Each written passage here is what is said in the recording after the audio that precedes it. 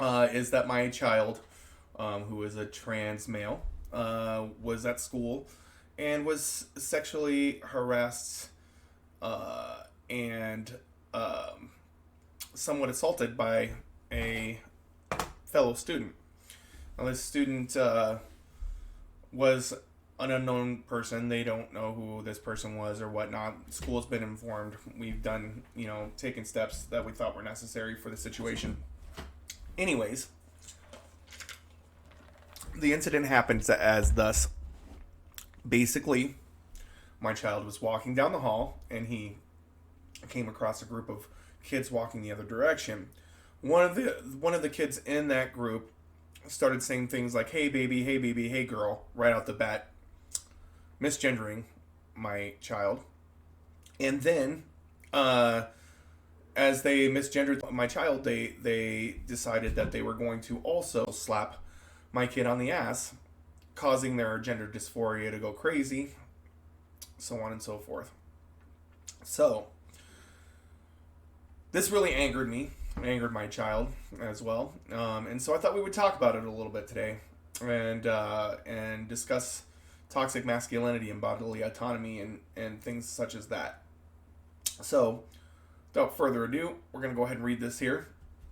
Over the years, society has normalized phrases such as "you're so gay," "you better start acting like a man," "put on your big boy pants," "stop acting so soft," and other similar terms when a male expresses any kind of strong emotion that makes the particular person seem vulnerable towards the eyes of the public.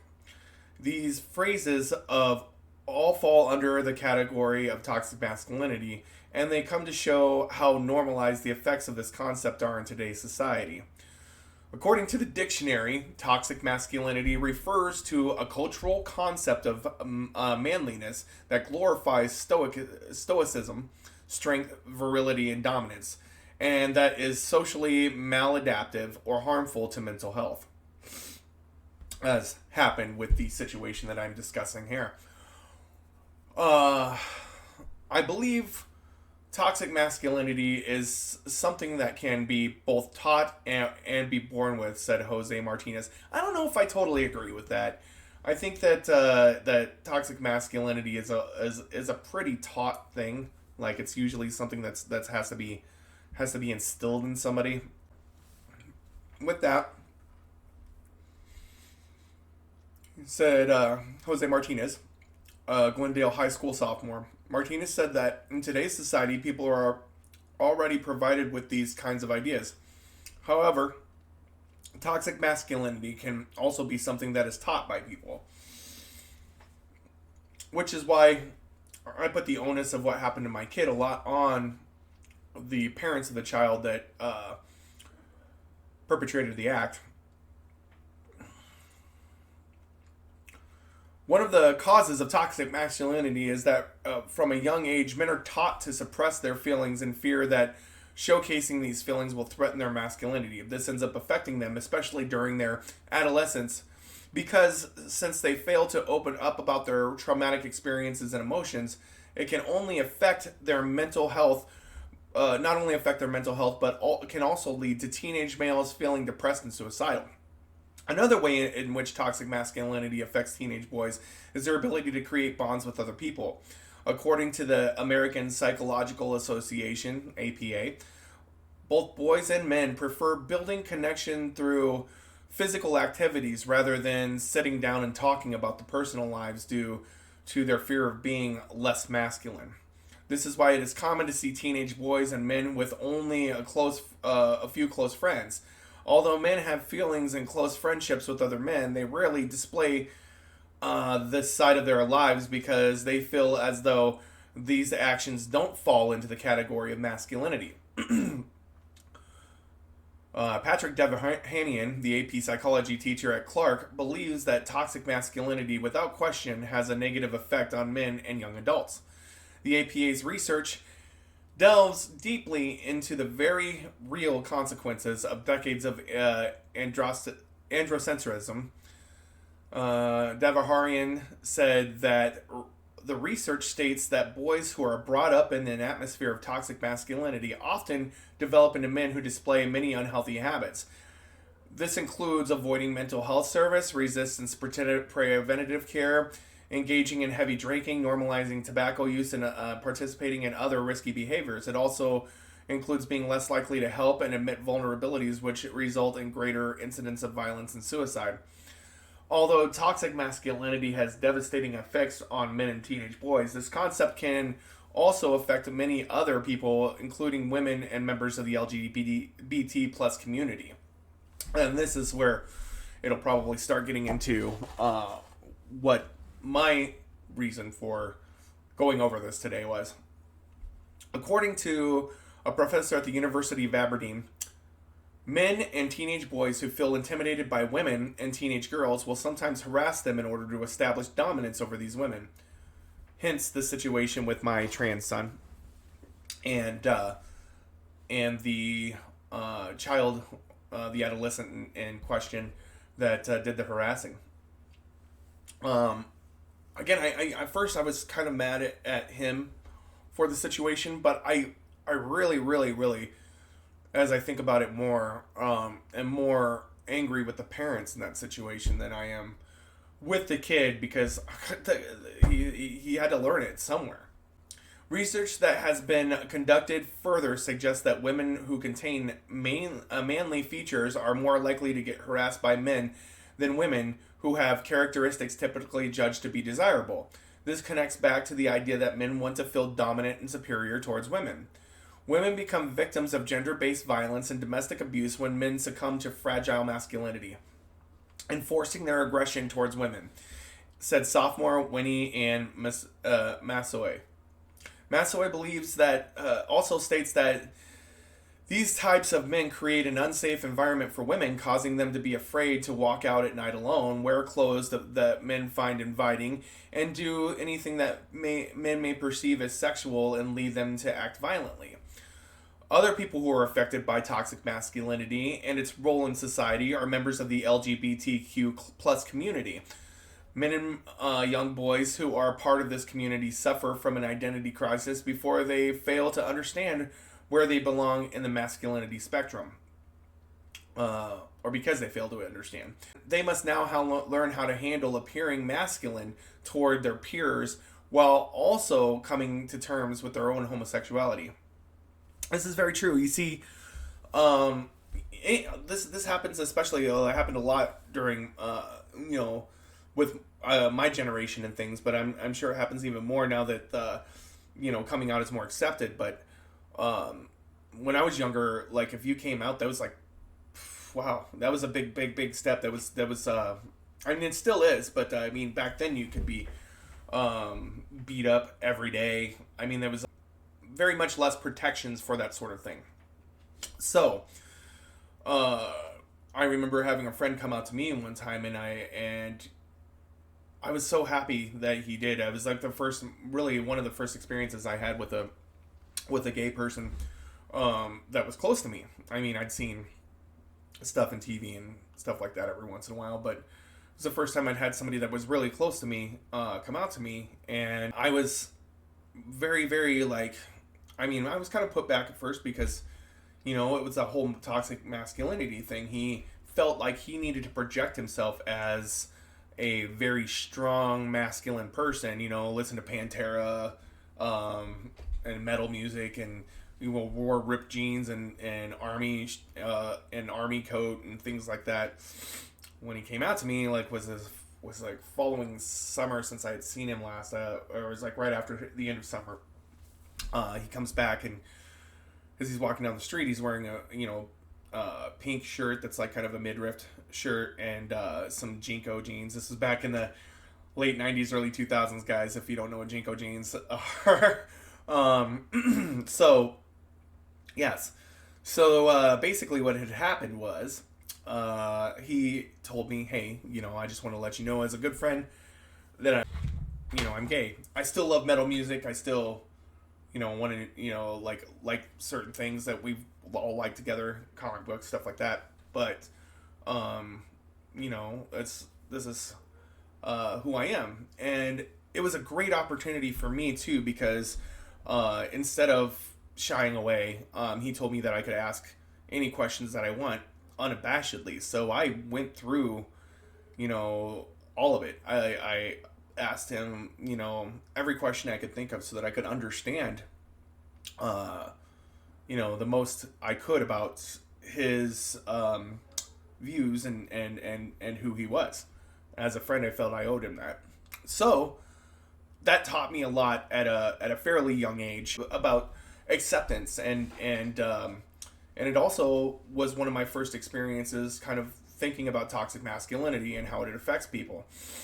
So even people who find that they're gay or bisexual or whatnot, they tend to feel like they have to hide that because it's not masculine.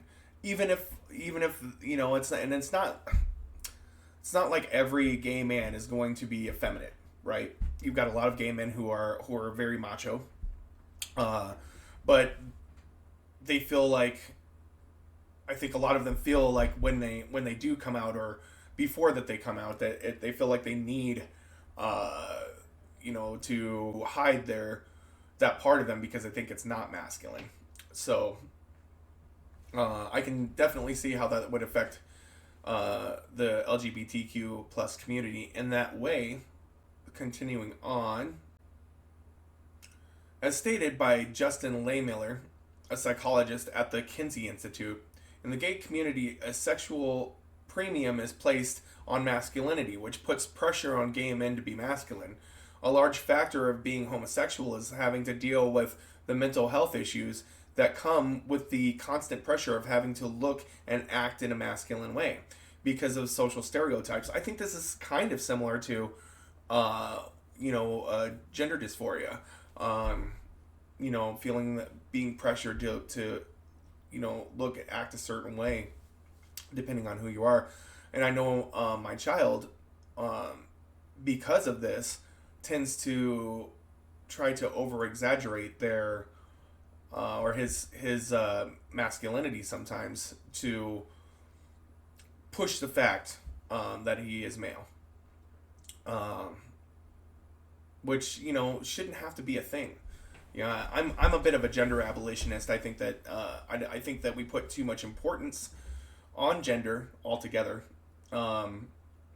If it was less of a part of society, I think we'd all be better off. But because it does cause problems like this, it affects people. With the rise of toxic masculinity, many celebrities and social media influencers have joined together to stand up and challenge this social norm.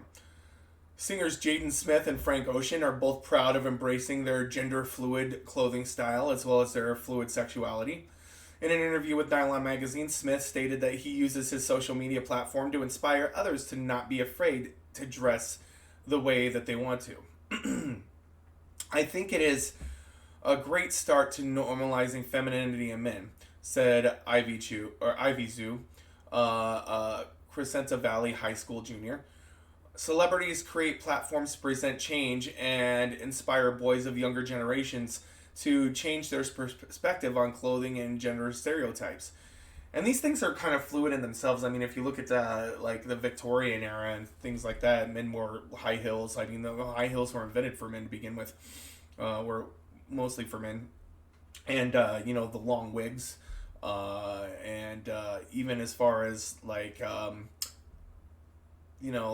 what they would consider dresses now, or like kilts, things like that, have always kind of been in and out of male dominated society. And I hate that it's male dominated society. I think there should be a lot more equality within the society as a whole. But you see these things, and so now there's a very westernized sense of what it means to be male. The strong as a rock, can't, doesn't show emotion, is dominant over women, doesn't complain, kind of suppresses their emotions, things like that,